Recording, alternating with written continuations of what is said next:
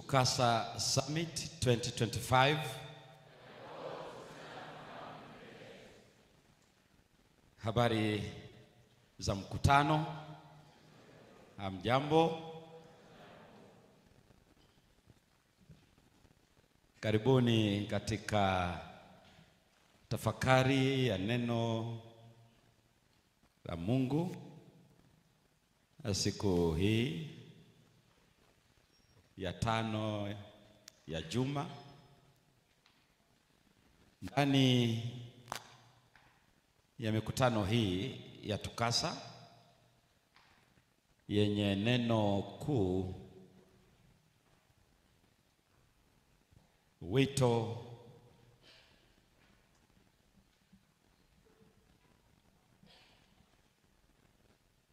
ili neno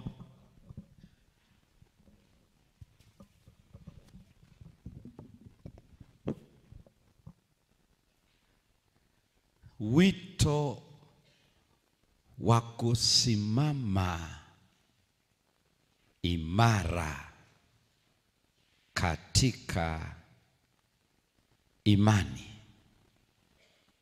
Tumebarikiwa na vipindi mbalimbali leo katika fursa za ibada, katika sala, masaa ya maombi, upande wa afya ya akili, unabii, na tumepata fursa ya kuzungumza naye kwa njia ya sala, kuitikia, kumsifu kwa njia ya nyimbo na kulitazama neno lake. Nilieleza kwamba nilieleza kuanzia jana tunaenda kwenye details za how,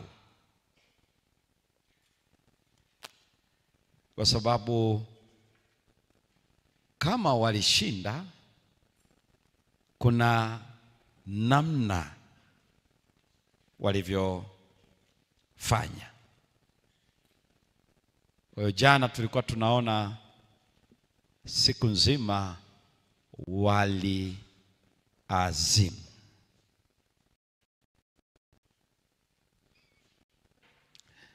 Leo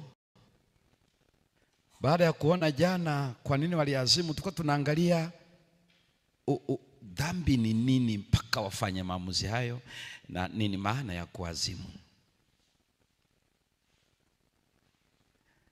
Lakini leo inapiga hatua ya kina zaidi, na bado tuko sura ya kwanza ya Daniel, na bado tunahangaika na hiyo kauli akaazimu. Leo tunaenda kuona uelewa mpana kabisa wa namna Biblia inavyoeleza mpaka wafanye maamuzi hayo.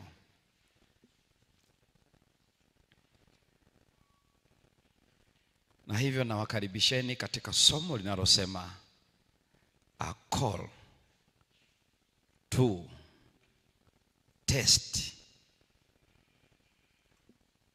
the faith. Wito wa kujaribu imani. Hii ndio inakuwa jambo hatari kabisa kwangu na kwako, lakini ni jambo ambalo lazima litendeke. Imani lazima ijaribiwe. Na kwa upande wa leo ni wewe na mimi ndio tunakuwa kwenye position ya kuijaribu. Siitumie kama haijajaribiwa. Itakuwa na matumizi tu kama imejaribiwa. A call to test our faith. It's a call to put our faith into test.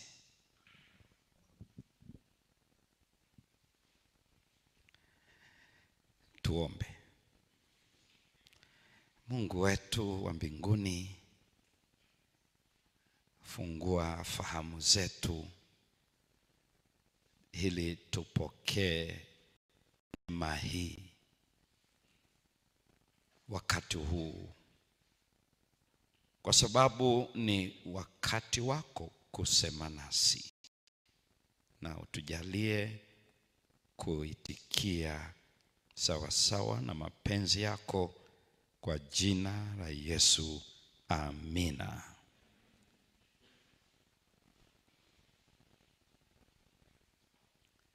Danieli 1,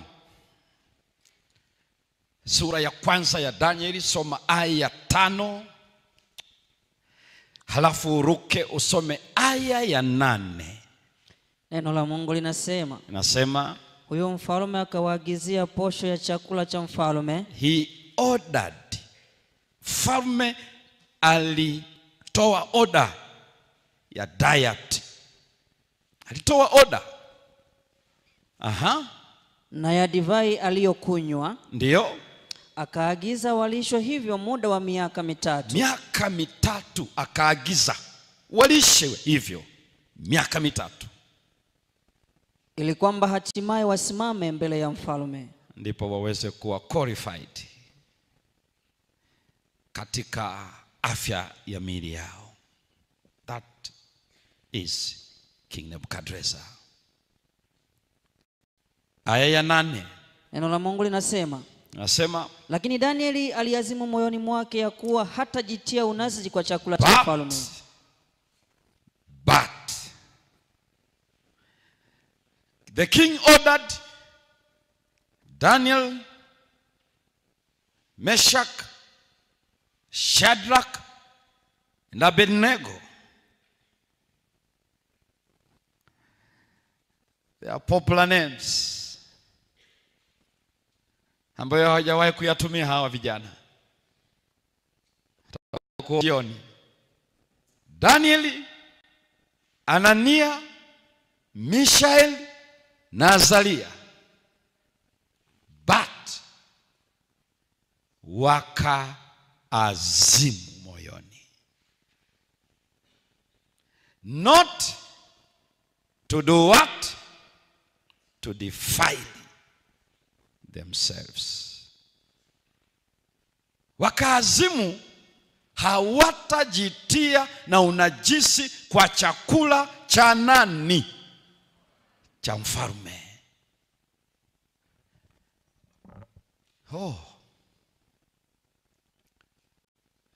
Kwa nini hoja ya unajisi inakuja hapa? Hebu soma tena aya ya 10. Aya ya 10, neno la Mungu linasema, mkuu wa matowashi akamwambia Danieli, mimi namuogopa Bwana wangu. Mimi namuogopa Bwana wangu, mimi naogopa. Naogopa msipokula, naogopa. Najua matokeo. Mfalme ndio aliyewaagizia nini chakula chenu na kinywaji chenu. Maana ndiye aliyetoa hii order kwamba hii ni chakula mtakachokula na hiki ni kinywaji mtakachokunywa. Ninaogopa mimi. Na akaeleza anaogopa nini. Malizia usikie. Kwa nini azione nyuso zenu kuwa hazipendezi kama nyuso za vijana hirimu zenu? Maana kazi ya chakula hiki ni mfae, afya zenu zikae vizuri. Na asipoona hicho, shida haitakuwa miili yenu, shida itakuwa ni mimi. Halafu akasemaje? basi kwa kufanya hivyo mtahatarisha kichwa changu mbele ya mfalme. Kuhatarisha kichwa maana yake nitauawa. Aspenas was very sure kwamba Nebukadneza ni nani. Huyu Aspenas sio Israeli, huyu ni Babeli, na amekaa na huyu mtu kwa muda mrefu na anamfahamu, hana mzaa anapotoa oda, halafu mtu hakutekeleza. Kwa hiyo anasema ninaogopa kwa sababu hii ni hatarishi kwa uhai wangu.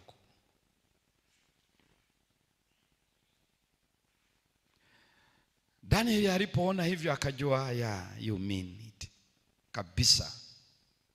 Sasa kwa nini alisema vile? Rudi tena ile aya ya 8.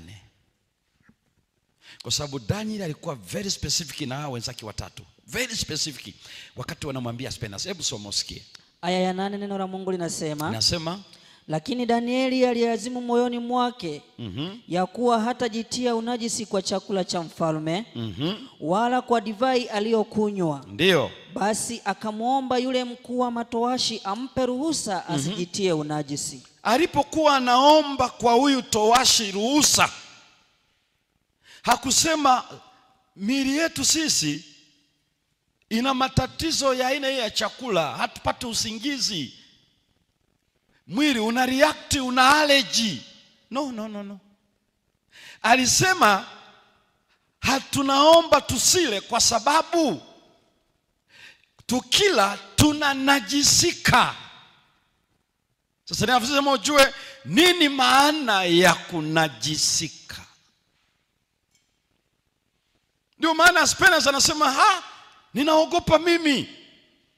Daniel alipresent a religious issue kwa huyu Aspenas, issue ya kiroho ndio aliyoileta. The only reason why not eating and drinking from the king's table. Yani hajasema bwana miili yetu sisi huwa ina shida na vyakula hivi.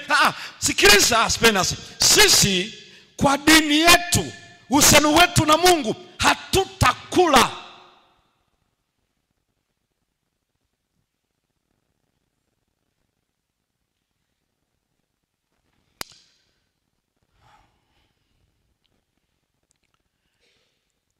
Biblia inaeleza kwenye Zaburi 77 na ile aya ya 13, kuna baadhi ya aya ambazo huwa tunazisoma, lakini naamini huenda Bwana ataziunganisha hizi dot leo katika ni nini zina maana yake. Zaburi 77 na aya ya 13, hii ni aya inayotoa mtasali wa what is salvation. Hebu soma usikie. Zaburi ya 77 aya yake ya 13, neno la Mungu linasema, Mungu, ndio, njia yako ii katika utakatifu. Njia yako ii katika utakatifu.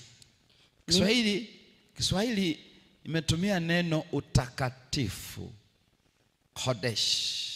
That's the Hebrew word. Lakini haizungumzi hasa utakatifu, ile inazungumzia sanctuary. Ndio maana kama una English versions ukaona wametumia neno sanctuary, not holiness, kwa sababu utakatifu na sanctuary wameinterpret, sio translate. Translation wangeweka hii katika patakatifu, lakini wameinterpret kwa sababu patakatifu panaleta utakatifu. Kwa hiyo wakati wao Kiswahili wametumia neno utakatifu kwa sababu wametoa maana, interpretation, badala ya kufanya translation, kufasili. Na sisemi wamekosea, kwa sababu kuna wakati wana interpret badala ya kutranslate. katika version mbalimbali, na sio tu Kiswahili, hata katika lugha za Kiingereza na zingine. Wanajikuta kuwa badala ya kuwa tafsiri wanakuwa interpreters. Na hiyo ni kazi sio rahisi. Unajua, wakati fulani kama mko hapa, mko wawili ama watatu, mnafundisha ama mnahubiri, ama mmoja anafundisha kwa lugha hii, mwingine anapeleka kwa lugha hii, wakati fulani unasikiliza, unamuona mtafsiri anahama kwenye kutafsiri, anakuwa kwenye kuinterpret. Kwa mfano akisema labda hapa amesimama ni wa kike ndiye anahubiri, afu mimi na tafsiri, akasema niliolewa mwaka, anasema mimi na mume wangu, I and my husband. Sasa huyu ambaye anaye tafsiri ni mwanamume. Sasa yeye anahama kutafsiri, anakwenda kuinterpret. Anasema saa nyingine anasema yeye na mke wake na mume wake.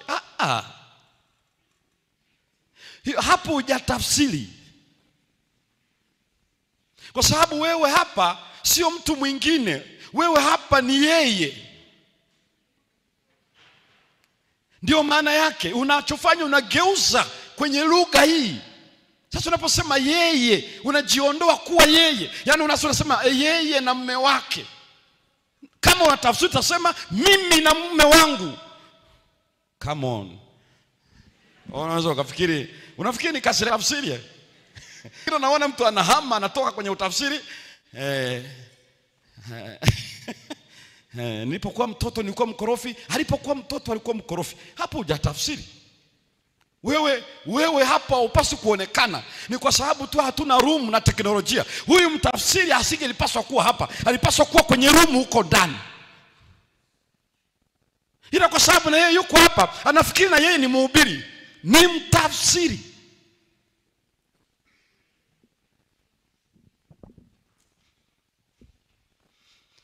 Kwa hiyo inatokeaga mara nyingi. Sasa hapa wanasema njia yako Bwana katika utakatifu. Wameinterpret lile neno Kodeshi ambayo inamaanisha the sanctuary, the holy place.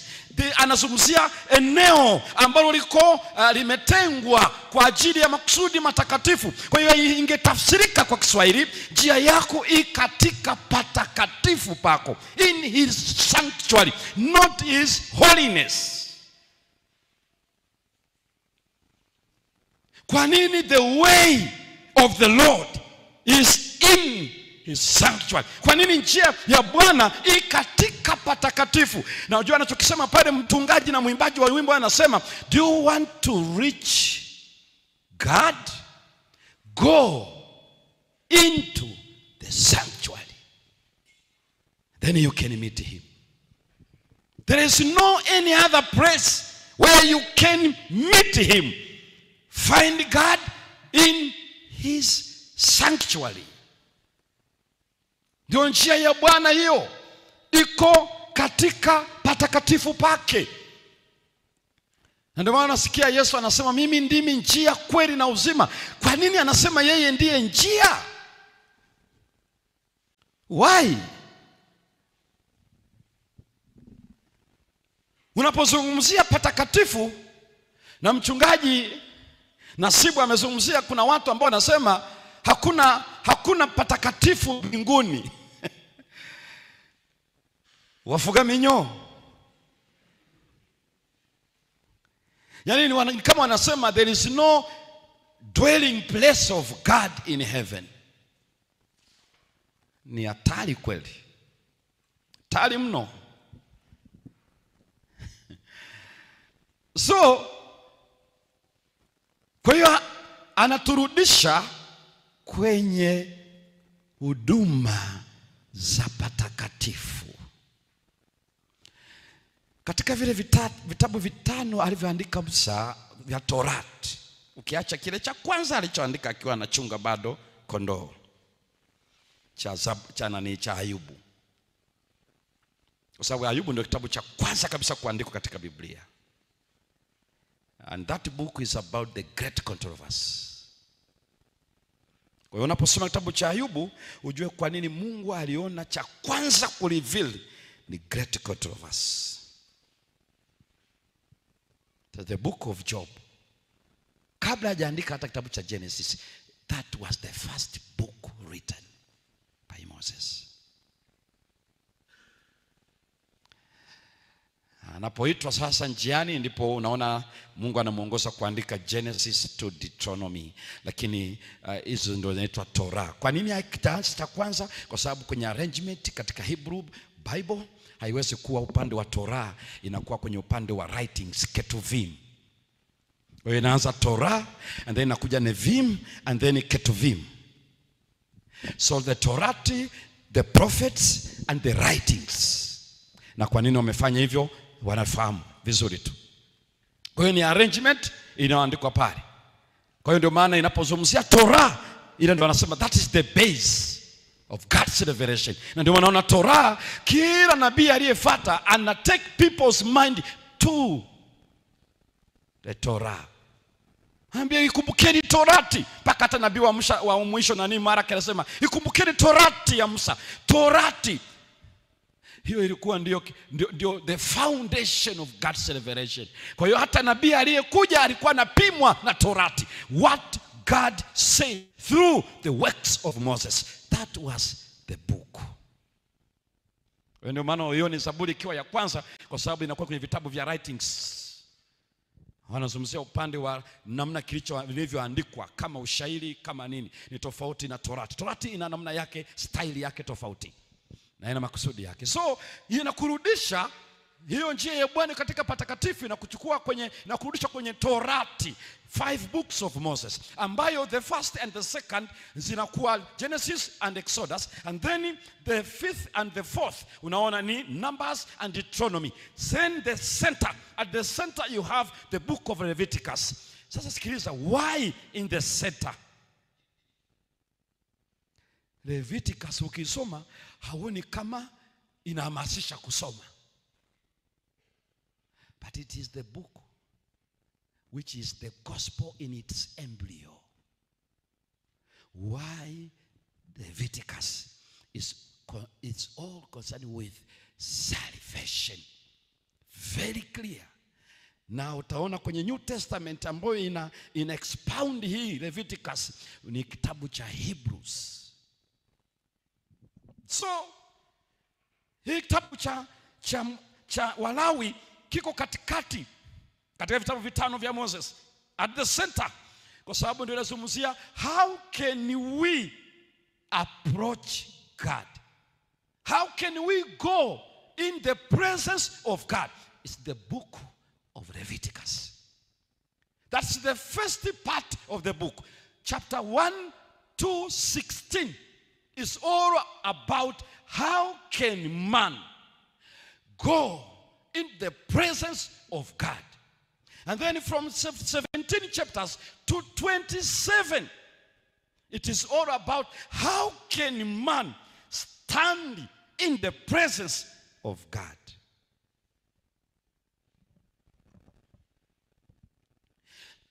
Nieleze kidogo maana yake ni nini? Maana yake ni hii. Sura ya kwanza mpaka ya 16 utakuta sacrifices, kafara. Utakuta habari ya instructions, the laws concerning defilement and sacredness and cleansing. Unaziona kuanzia sura ya kwanza mpaka sura ya 16, ambayo ya 16 inamalizia na Yom Kippur, the day of atonement, ambayo ni neno la Kiingereza ambayo ni maneno mawili, at one meant, not twice, once, ambayo ndio climax ya how people can go into the presence of God.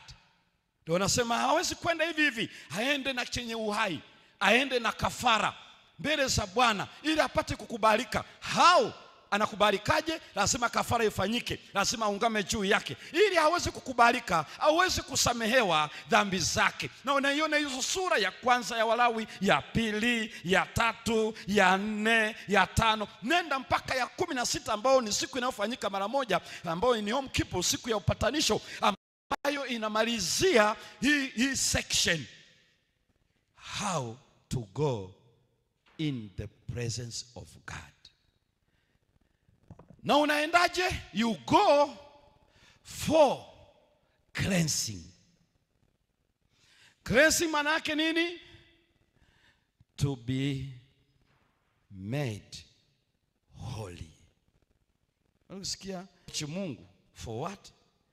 Nifanyie patakatifu nipate kukaa kati yao.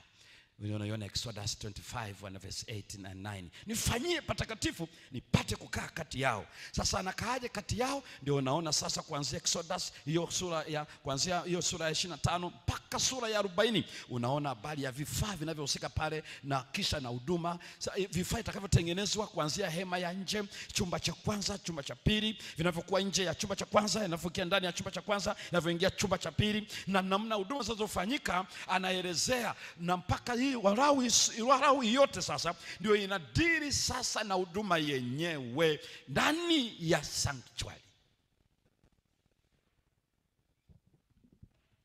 Ndani ya sanctuary. Kwa hivyo to be accepted of God, to have his acceptance, to be cleansed, na inashughulika na nini? Defilement, kutakaswa katika unajisi unaotokana na morality, relationship with God.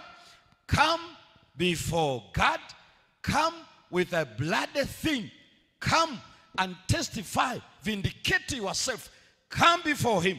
Na yeye mwenyewe ndiye anayesema namna hii, mimi ndi Bwana Mungu ni watakasaye ninyi. Ndivyo anavyosema yeye mwenyewe. Na utaona hata ile nani kwenye ile Kutoka anapozungumzia 20:18 anaposema takaseni sabato zangu, mimi ndi Bwana Mungu wenu ni watakasaye. So it's the God who sanctifies. Kwa hiyo anasema njoeni ili niweze kuwatakasa. Kwa hiyo nifanyie patakatifu niweze kuwatakasa. Kwa nini? Kwa sababu mimi ni mtakatifu. Kwenye Leviticus 19 verse 2, mwambie wana Israeli mtakuwa watakatifu kwa kuwa mimi ni mtakatifu. Kwa hiyo mtanikaribia kwa damu ili niweze kuwatakasa. Wanatakaswa nini? Unajisi, defilement. Hiyo yote sura ya kwanza mpaka ya 16. Tunaendaje mbele za Mungu? Tunaenda hivi. Kwa nini tunaenda? Ili tuweze kutakaswa na unajisi, ambayo maana yake dhambi.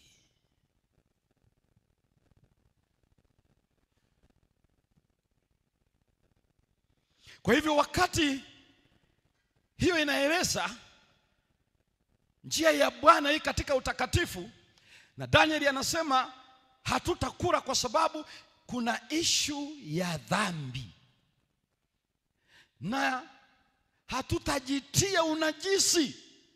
Maana yake sisi tumetakaswa, hatuwezi kujitia unajisi. Sikiliza anachokieleza. Walijua status yao, wametakaswa na hawawezi kujichafua. Wanajua kwa nini. Sikiliza tu vizuri ujue. Angalia jambo hili. The second part of this book, Leviticus, kuanzia sura ile ya 17 mpaka 27, inazungumzia how can we stand before God. Zile za kwanza, how to go before his presence. Hizi sura zinazomalizia unaishije mbele yake. Anatuzungumzia nini? Maana yake how can you keep your status before God. Which status? Living a life worthy living. Au kwa lugha nyingine, unawezaje kudumu kuwa mtakatifu? To maintain the status. You come here. Kama ndio hivi sasa ninakuja hapa, ni Mungu hapa. Sasa ninakuja natembea. Hebu njoeni watu wawili, njoeni tu hapa watu wawili. watu wawili. Njoo.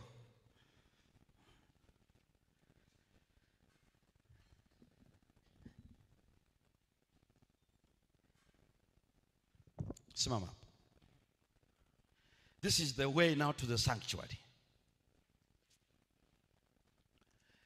Kama huo ndio mlango ulioko upande wa east ambao unaingia kwenye sanctuary, na ashumu kwamba Bwana yuko hapa, na wanakuja katika huduma mbalimbali za utakaso. Kwa hiyo wanapokuja, kama wote wanatupresent sisi wote ni wa dhambi, sasa wanapokuja joeni. Kwa sababu sanctuary ilikuwa inafanya kazi ya kucleanse. It's God who cleanses. Mimi ndimi ni watakasaye ninyi. Ndivyo utaangalia Old Testament ikielezea the sanctifier is God. Kwa hiyo ina maana wanapokuja sanctuary ni kwa sababu watakaswe, na wanatakaswa sio na priest, God himself. Kwa hiyo wakifika hapa, the mistake that we normally do, hapo wamefika, dhambi zao zote wameacha, zimesamehewa. Makosa tunayoyafanya ni haya. Njoo rafiki, tunatoka.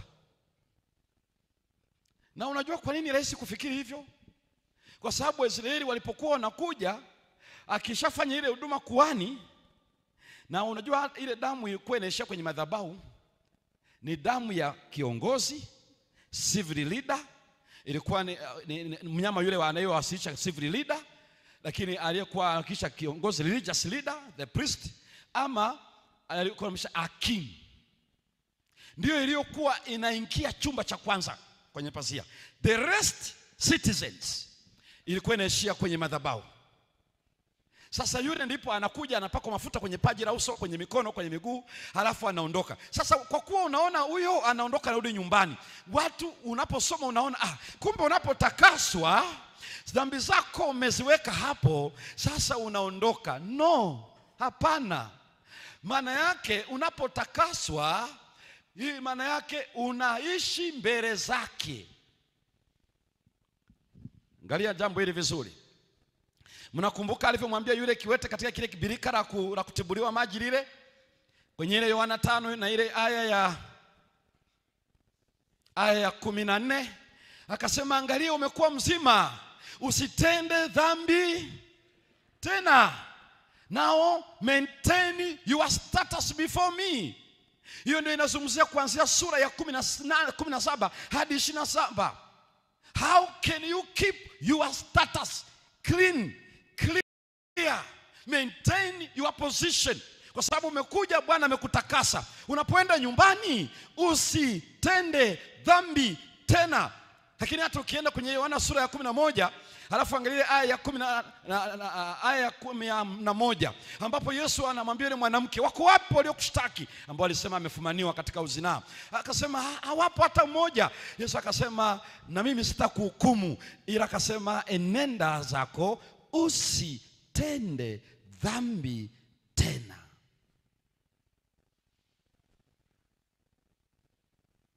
Hakuna forgiveness inayo encourage sinning again. Go and sin no more.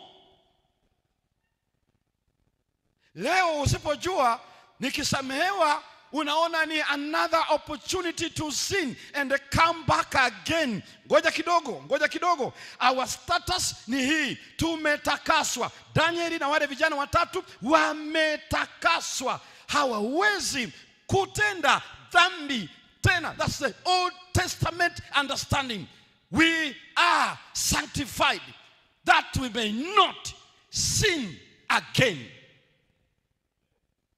So maana yake, how do you stay before God?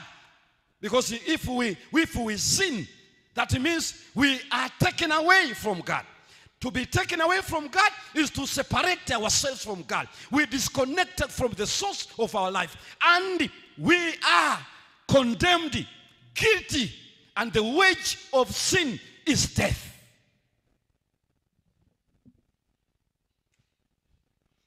Kwa hivyo anaposema ni nini?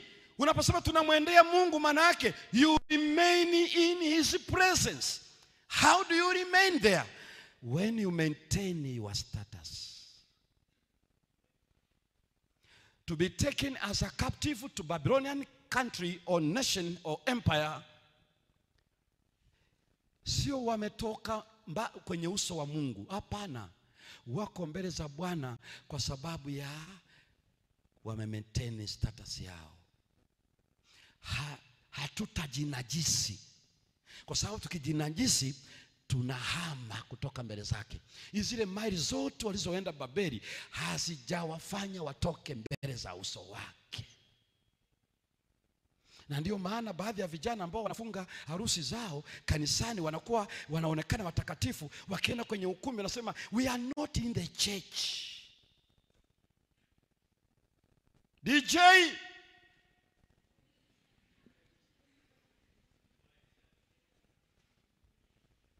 hatuko kanisani hapa ni kujiachia. Na mwambie kwa sababu they are really foolish. They don't know that we must maintain our status before God. Whatever we do, whether we eat or we drink, we must do for his glory. Ndivyo amesema hivyo kwenye Corinthians 10:31. Lolote mnalofanya fanyeni kwa utukufu wa Bwana. Halafu watu wanasema hatuko kwenye kanisa leo, tumeshatoka kule.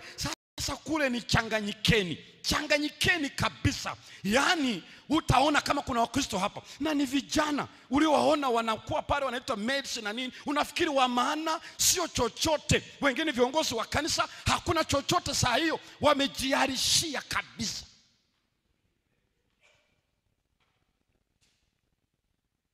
Halafu anasema leo ni kufurahi. Jana tuliangalia furaha sio hiyo. Kufanya mapenzi ya Bwana ndio furaha yetu. Hiyo sio furaha, hiyo ni uasi. Huo ni uasi, sio furaha.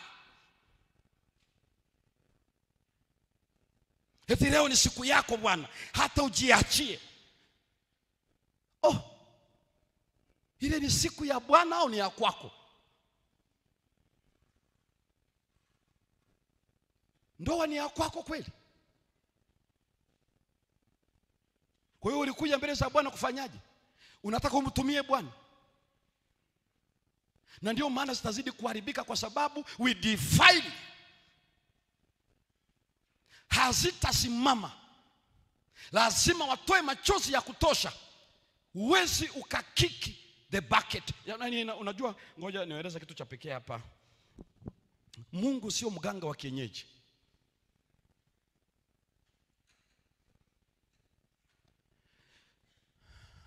Wala sio kitu ya kusema naenda halafu baadaye nakuja kufanya hivi. Na waelezeni msikie leo, na yeyote anayesikia kupitia mitandao ya kijamii, Mungu hadhihakiwi. Apandacho mtu ndicho atakachovuna. Mfanyie jeuri. Umetembea vizuri katika uhusiano wako, umekuwa mwaminifu, umeenda mbele za Bwana, umefunga ndoa yako, Bwana ameitakasa, amefanya hiki, ameipa kibali, halafu unatoka kule unamuondoa Bwana, unaruhusu Dagoni, unaruhusu Mariduku, halafu watu wanacheza eti kwa jina la furaha, na wewe ni bwana harusi na wewe ni bibi harusi, eti umevaa suti, uko ndani ya shera, watu wanachafua Mungu wako kiasi hicho. Why don't you go out?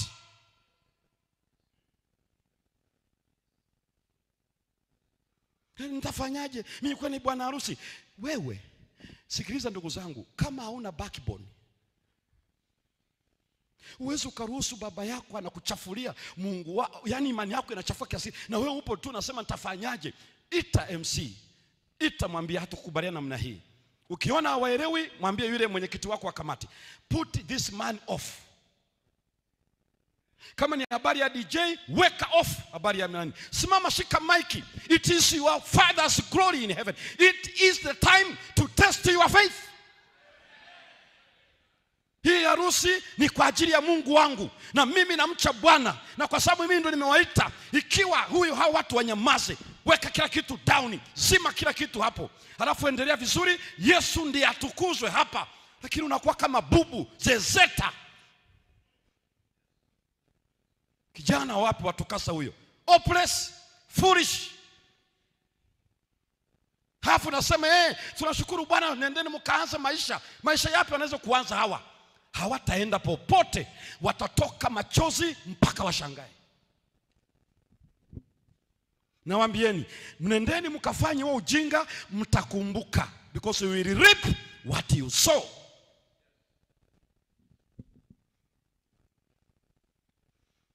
Nenda mfanye, ila ujue utavuna tu.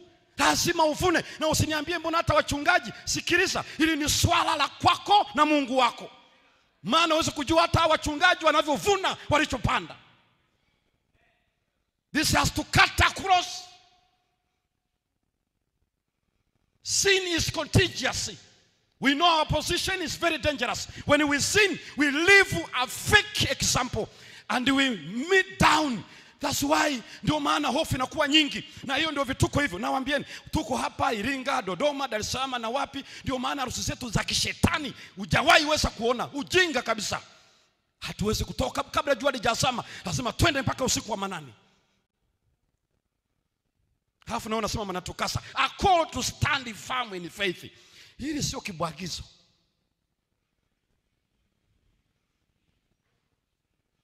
Vinginevyo tunapoteza muda hapa.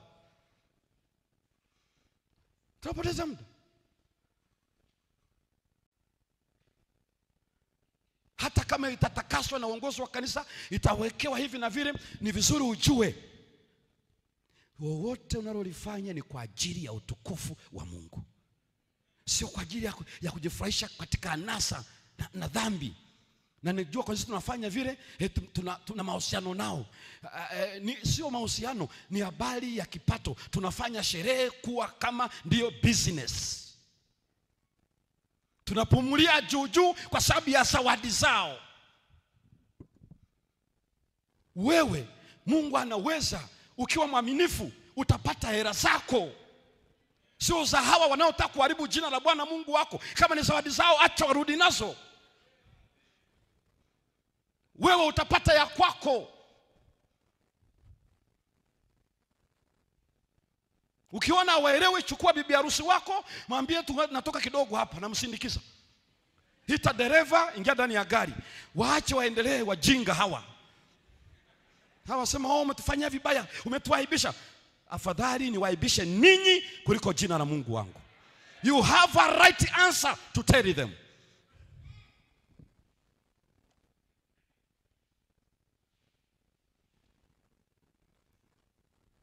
Lakini kama unataka bidhaa zao, ndio maana unataka upande hama na hauna hata basiketi. Ndio maana muone kanisa la muhimu leo mpaka mwende kwenye ukumbi. Lakini mkifa wanamtaka mleto kanisani. Kanganyiko tu.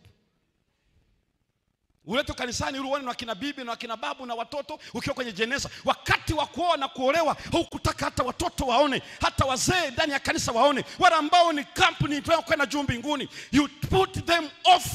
Halafu unatoa kadi kwa baadhi ya watu. Foolishness. Niliwaambia hivi, fanya utakachofanya, I have to speak. Mpaka nitakapokaa kimya kwenye jeneza. Nikifika hapa siangalii ni nani anasikiliza na anaheshimiwa kiasi gani na ametokea wapi. I don't care.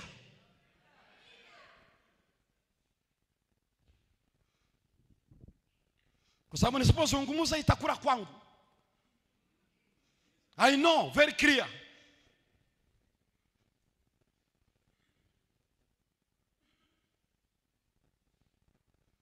Una kanisa lina eneo vizuri la kufanya sherehe, ikafanyikia pale pale kanisani, watu wakafurahi.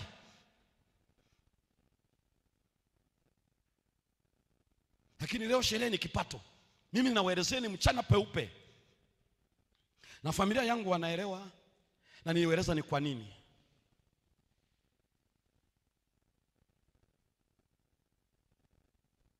Na sisi ndio wa kuwaeleza watu waweze kujua. So we start in the presence of God and then we quit from the presence of God. Daniel anasema hatutatoka mbele za Bwana Sisi tumetakaswa, tuko mbele za Bwana, hatuwezi kudefile. We are in Babylon, but we are not in Babylon. We are in the presence of God. We cannot defile. Ndio maana wale ambao wanaacha kula hiki na kile kwa sababu ya afya njema, the message of health reform is not about good health, it's about spiritual life. Unasikiza vizuri? Yaani mtu anaposoma Danieli alikula tu mtama. By the way, ile neno, ile Hebrew word inamaanisha a seed bearing plant. Inaweza kuwa vitu vinavyotokana na mbegu. Kwa nasema tujaribu sisi kwa hiki. Maana yake nini wanafanya? Usije ukafikiri kwamba inaleta afya. Huwezi kujeopardize your health within 10 days. Nisikilize vizuri. Unaweza misunderstood Daniel na wenzake. Huwezi ukaboresha afya kwa siku 10. Nitawaeleza sasa hivi mchana uweze kuelewa. The issue was not about his health for 10 days. No. Na anatoa kitu cha ajabu sana. Ngoja utaeleza kidogo hapo. Kwa hiyo tunapokuwa tumekuja mbele za Bwana, tunabaki kwake. Tuko ndani ya basi, tuko kwa pamoja na yeye. Sio unasafiri umekodolea pita move za kwenye mabasi mure, halafu ukifika Songea na mshukuru Mungu nimefika salama. Hujafika salama. Kwa sababu tunatafsiri kufika salama ni gari haijapinduka, halafu hujachubuka. Unazungumzia physical. Maisha yako ya kiroho yamegongwa safari nzima. Mkono wa macho tu hivi kwenye move. Huyo. Umemuona? Yaani njia nzima wewe, yaani umeharibika mno, una ajali za kufa mtu. Ila hakuna damu inayovuja, but the heart is bent. Kwa hiyo na maana vijana mpaka wanashikwa, wanapelekwa njiani kote, walihakikisha wanasafiri mbele za Bwana. Wamefika kule in the presence of God. Wenyewe wanafikiri wako mbele ya Nebukadneza. Never. Na angalia ile lugha ya Elia pia alipokuwa kwa Ahabu, akasema kama Bwana Mungu wa Israeli aishivyo, ninayesimama mbele zake. Asemi ya kwamba ninasimama mbele yako wewe mfalme Ahabu na Yezebeli na majeshi. No, I'm standing before God, not before you. Because to stand in Hebrew word is to serve him. I'm not serving you. I serve the God whom you are not serving him.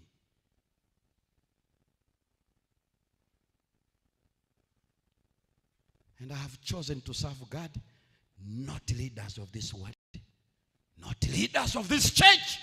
I have to serve the living God. That was the stand of Elijah, the prophet. Shida ya kutumikia watu ni mbaya. Because you have to please them. Pleasing people, that means denying your God. Mambo ya kupendezesha wanadamu na kukanyaga ukweli ndicho kinachotusumbua. Tunakomaa kupendezwa kwa watu. Watu hatukubali. Watu wanatuonaje? Tunakanyaga kiasi hicho. Kuna kijana mmoja ambaye walifanyika hivyo uchumba, wakapeana maelekezo kila kitu. Kwenda siku hiyo kwenda kufunga ndoa, akaanzia nyumbani kwao. Akakuta amebandika hiki. Kila mahali amejaradia. Na yule best man akamwambia umekuaje? Asema unajua shangazi, sijui nani alisema leo siku yako, usiwe mshamba. Akasema lakini si tulizungumza wewe. Ulionekana mtu mwema sana. Na tukakubana maisha yetu yanakuwa siku zote mbele za Bwana. Kwa nini umeruhusu hicho? Hana jibu. Akamwambia I'm very sorry. Kwa muda wowote leo ilikuwa ni siku yetu ya kuunganishwa na Mungu, ila nimeheshimu uchaguzi wako. Endelea na ratiba nyingine, hakuna ndoa.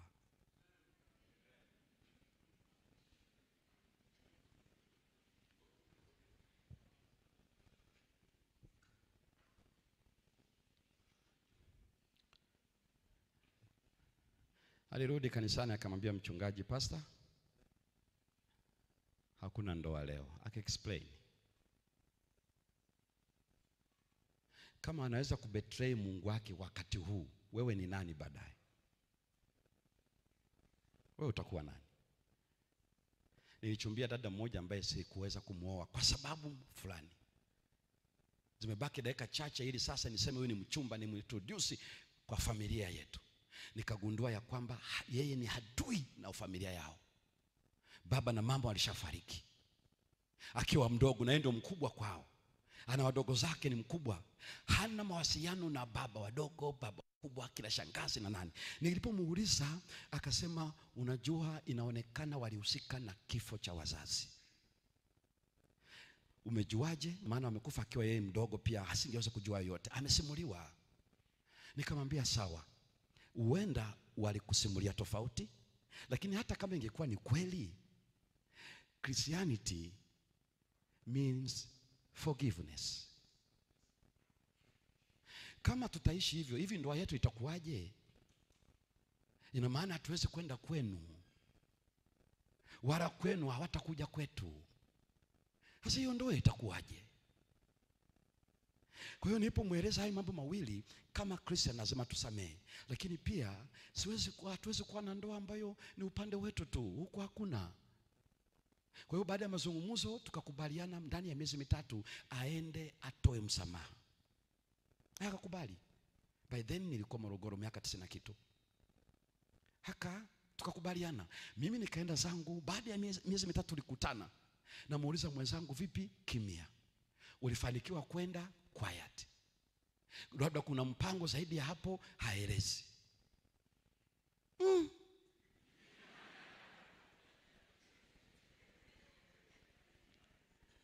Nasema huyu atanitia kitanzi. Maana yake kama hawezi kusamehe ndugu wa baba yake, who am I? Huyu nikimkosea hata samehe. 1, 2, kama anaitwa Mkristo na hawezi kusamehe, huyu ni mpagani. Timua. Nilitimua mpaka leo hii. Nimwambia niwie radhi kwa muda wote tuliokuwa tunafanya katika mahusiano, ili baadaye sasa tukonfamu kwa wazazi kwamba uwe uchumba. Lakini katika hili hauna namna utakachofanya, na unieleze labda ulishikwama kwa hiki na kile, na useme una mpango gani. Nimeheshimu maamuzi yako. Uhusiano wetu utaishia hapa. Ninazungumza ambacho nilizungumza straight. Lakini nikamwambia bado una nafasi ya kusamehe. Ukichagua utasamehe. Ukirudi Kalvari kama Mkristo, utahitaji ufanye hicho kitu, na Mungu atakujalia mwanamume mwingine.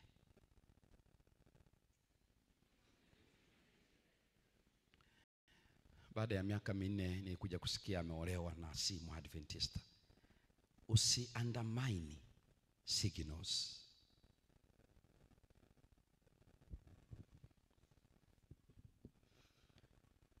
Kwa hiyo dhambi inawekwa hapa. Yesu anatuambia go and sin no more. John 5:14 and John 11 and verse John 8:11. Sin no more. Forgiveness maana yake let sin go. Not you. Sin. It is sin that should be allowed to go. Not us. Us will remain before him. But sin, let it go. Sin no more. Kwa wakati Daniel anasema sisi hatutajitia unajisi, maana yake Mungu amekwisha ondoa dhambi. Hatuwezi kutia unajisi tena. Why? Because we cannot cleanse ourselves. Our duty is to keep ourselves pure before him by the help of his Holy Spirit. We maintain our status because cleansing is beyond our reach. We can never sanctify ourselves. It is God. Ndio maana kutenda dhambi ni kubaya, kwa sababu kutakaswa hakuko ndani yetu.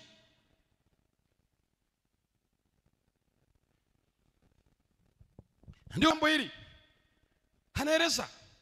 So to come to God is to have forgiveness. Now forgiveness means let sin go, not us. It is sin. So when we come to God, that means we put down. It is God who cleanses us. That means he forgets. Kwa maana ya kwamba anatoa mbele za uso wake dhambi, lakini sisi tunabaki mbele za uso wake. Hii ya kusema nikienda kufanya dhambi itarudi tena, Biblia inatuoni kwenye ile Numbers 15 mpaka 15 sura ya 15 na ile aya 26 hadi 31 inasema dhambi zote ambazo Mungu alikuwa anasamehe ni zile ambazo sio za makusudi. There is no sacrifice for intentional sins. Hiyo ni Numbers 15 mstari wa 26 mpaka 31. Intentional sin, dhambi za kupanga, dhambi za kuplani, dhambi za makusudi. In the Old Testament hapa kuwepo na kafara. It's very dangerous to plan to sin because God is forgiving. It's very dangerous kwa sababu katika Agano la Kale Lot, dhambi ya makusudi haikuwa na utakaso. Mungu hawezi takasa dhambi ya makusudi. Daniel na wenzake walijua to cleanse is not our duty. It is God who cleanses. Kwa hiyo tukijinajisi maana yake ni kusema tuna uwezo wa kujisafisha. Wewe ni mtoto na mimi ni mtoto. Siwezi kucheza na tope. Mama anasema mtoto usicheze na tope, maana anajua uwezi kujiogesha. Ni yeye ndiye anayeweza kutuogesha. Ndicho anachokieleza, usitende dhambi kwa sababu huwezi kujisafisha. Kwa nini tunaiona dhambi kama rahisi? Ni kwa sababu tunadhani we can do that. But Daniel na wenzake walijua hatuwezi kujisafisha. How can we do that? La pili, wanaeleza vizuri, tunapotakaswa ni dhambi zinaondoka, tunabaki mbele zake, hatuwezi kujichafua tena. Hey, as penance, we cannot defile ourselves. That's Old Testament.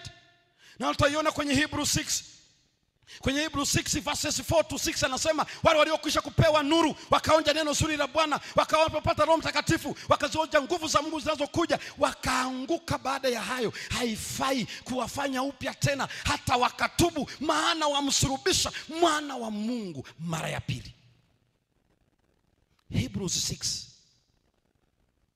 Yani mtu anaposema Mungu anasamehe, yani hata 70 mara 70, you don't know what you are speaking. Kwa hiyo mtu anaenda anafanya dhambi, eti anakuja kusamehe. Waebrania inasema sikiliza, hakuna jeuri mbaya kama hiyo. Eti mtu anajua ukweli halafu anatenda dhambi. Anasema sikiliza, kila anayetenda dhambi akijua alichokuplani, mpaka unaweka na mazingira, unaweka na mipango, anasema ni jeuri dhidi ya Yesu Kristo. Ni kusema hivi, kifo chako cha kwanza kikutosha, come back again through in the manger of Bethlehem. Let it be incarnated again. Let's now grow up into any kind of dimensions. Let's now go to the wilderness, meet Satan again, come over from there to Galilee, then from Galilee to Eleven and there, teach again, preach and then do healing and whatever. Then let's go where? Let's go to Gethsemane and then pray there, fall down again, and then to the chain. Let's go to Pilate, let's go to King Herod, let's go to the high priest, and then go to the Pilate again.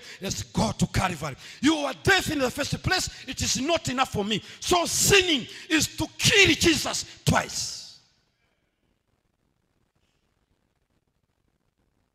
Biblia inasema hiyo ni jeuri, ni kumsulubisha Yesu Kristo mara ya pili. Hiyo ni Hebrews 6 and verse 4 to 6. Huu ujasiri tunaupata wapi sisi? Kana kwamba itosha akaenda karudia Hebrews 10 kuanzia mstari wa 26 mpaka mstari wa 31, akasema kama mtu akitenda dhambi kwa makusudi haibaki kuwa kafara again. No, there is no sacrifice for intentional sin. There is no forgiveness.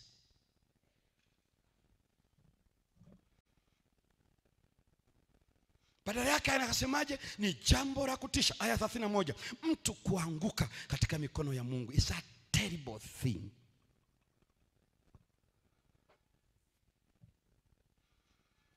Ndio maana wale vijana waliasimu, kwa sababu alishatakaswa na hawawezi kujitakasa.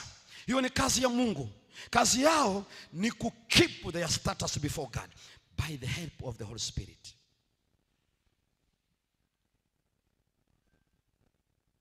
Huu muzaa, tunasema tunaenda kwa Bwana, tunatoka tunatenda dhambi, tunarudi tena, ndio tunadhani ndio yenyewe. Biblia inachofundisha, tukisamehewa, go and sin no more. Usisahau ndugu zangu, Yesu hajabadilika. Kama alimwambia yule kiwete hivyo na akamwambia yule Mariamu namna hiyo, anamaanisha hivyo hivyo. Anamaanisha hivyo hivyo. Hatufanyi kwa nguvu zetu, ni kwa neema yake. That grace is what it transforms us. It empowers us to live life worth living. Ni mpaka tujue kwa nini wale vijana walikataa. Walijua wanakanyaga nyaya nyekundu, itakuwa ni mzaa mkubwa mno kufanya wanachotaka kufanya. Kwa hiyo walisema, we better die of your king, not kuanguka mikononi mwa Mungu wetu. It's a terrible thing. Hawakuwa na option. Ndipo akasema, put us and our faith in God into the test. Now as I'm concluding now, sikiliza vizuri. Now listen sasa. Put us and our faith in God into test for 10 days. Hapa ndipo angalia vizuri ile neno test us. Linaitwa nasa in Hebrew. There are several Hebrew words for test or trial. Ndio hilo neno ambalo alimwambia Ibrahimu kwenye Mwanzo 22, akamjaribu Ibrahimu. It is nasa. Ndio neno ambalo anasema kwa Israeli, mmenijaribu mara 10 hizi kwenye Numbers 14 and verse 22. Mmenijaribu mara 10. Nasa. Nini maana ya kujaribu? Proof. Kwa nini upande wa Mungu? Kwa sababu Mungu hawezi kujaribiwa. You cannot apply nasa in relation with God. God cannot be put into test. Sikiza vizuri hapa. But he tests people. Why? To improve them, to make them strong, to be pure as gold. So he has to test us. Kwa hiyo anasema, akamwambia, listen Aspenas, put us and our faith in God into test. Maana yake nini? Sikiza Aspenas, we are sure what we are speaking. We know our God is living. Now it is the time to test us and our faith in Jehovah. Weka uone. 10 days. 10 days maana yake haziharibu afya ya kila Danieli, haziwezi kubadilisha, wala haziwezi kuharibu reputation ya Aspenas. But why? Ile ni lugha ya testing moments. Ndio maana unaona 10 what? Plagues in the land of Egypt. Ngoja kidogo, subiri. Ndio unaona unapoenda yale mapigo kwenye Revelation 16. Why number 10? Why? Ndio unaona hapa anasema nako 14:22 anasema mmenijaribu mara 10. Why 10 times? Ile ni language of comparisons. When you try things, sio kwamba atakuwa ameshanenepa, lakini the issue was not the working of the food in them. The issue was the working of faith in God. So they were now challenging themselves and their faith to Aspenas. This ourselves, we put ourselves in test and our faith in God. Leta hiyo kitu. Sasa tukueleza ya kwamba we know what we are speaking. Put ourselves and our faith into test. This is the call. The call to stand is to test ourselves. When we are in a corner, things are not going smoothly, don't cry. You have that option. The first option is make up your mind. Commit yourselves. But the second stage is, if things go worse, there is another option. allow yourself, allow your faith in God to be put into test. Let it prove.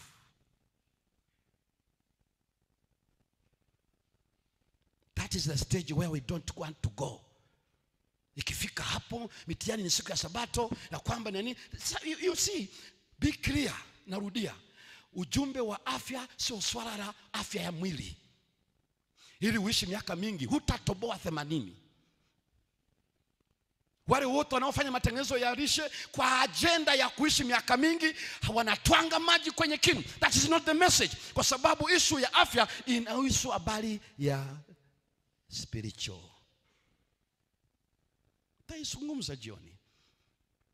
Kwa hivyo, hawa vijana, issue ya hapa ni ya kiroho. Tujaribu siku 10. Hapa hakuna chakula chochote cha maharage wala cha matunda kitakachopendeza nyuso zao ndani ya siku 10. Nothing. It was about themselves and their faith in God on the balance. And that was a very courageous request. Ilikuwa ni ombi zito la kijasiri. Ndio maana Spence anasema, I fear my Lord King Nebuchadnezzar. Kwa nini? Daniel himself was aware. Biblia inaeleza katika Yeremia 29 aya 22, anasema aliona Sedekia Nebuchadnezzar aliwa roast. That's Jeremiah 29 and verse 22. He roasted them. Yani usicheze Nebuchadnezzar, aliwa roast. Ufalme wa Yuda aliwachoma. Na haitoshi, Jeremiah 39 verses 6 to 7 anasema ya kwamba aliwaua watoto wa mfalme Zedekia. Choma hao watu, toboa macho ya mfalme, toa macho akiwa hai. Kwanza aliona watoto wake wanauawa, hawa princess wanauawa mbele ya macho yake, halafu katoa macho, hakuna ganzi, chokonoa jicho, toa, chona hili toa, halafu kifo kikaja. Nebuchadnezzar was not a simple guy. Ndio maana Spence alijua, you are endangering my neck because I know Nebuchadnezzar. Daniel akasema, listen, hakuambia kwamba tusipokuwa hivyo basi tutarudi tule. Never. Hakurecommend hicho. Ila anajua this is the right time to put my faith into test. So I call to stand firm. The second stage, when you determine, that's another thing. But when you put yourself and your faith in God into test. Ndio maana ile anayezungumza kwenye Malaki 3:10, mkanijaribu asema Bwana, lile neno sio nasaa, ni bakan. Bakan maana yake, let people prove that I exist. When you give tithe and offering, you testify to the world, God is the source of life, is the sustainer, he lives. Watu wanafikiri ukitoa upate hela. Utoaji unaueleza ulimwengu Mungu anaishi. That is bahan. Ndio anaotaka tufanye, sio nasa.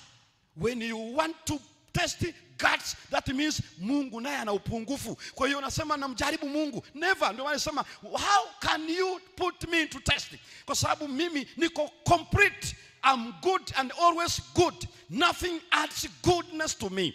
I remain good even without your presence. God is good and his goodness endures forever. Ndio maana usipofanya lolote zuri, usipofanya lolote baya, haubadilishi the goodness of God. Man, inferior creature, can never add any goodness to God. You cannot prove God. Huwezi kumfanya afae. You cannot nasa God, but you can backen him. The way you put yourself before the world, testify, your God lives. This is the call. That's why the word can pursue you. But determine, and there is another stage. Allow yourself and your faith in God to be put on faith. It is you and me. Mchungaji Rupakiso Makaswesi ataomba kwa ajili yetu. Pasa karibu. Ikiwa unahitaji mchana huu wa leo, kuna mahala ambako wakati wa kuprove what we call faith, pengine ndipo tulinywea kabisa, lakini moyoni mwako unaona kumbe that is another door, that's another option. Help my unbelief. Kwa Mungu nisaidie kutokuamini kwangu, kumbe nilipaswa imani ingie kwenye jaribu, kwa sababu nikishajaribiwa Biblia inasema nitatoka kama dhahabu. Simama pale ulipo, utatoka kama dhahabu.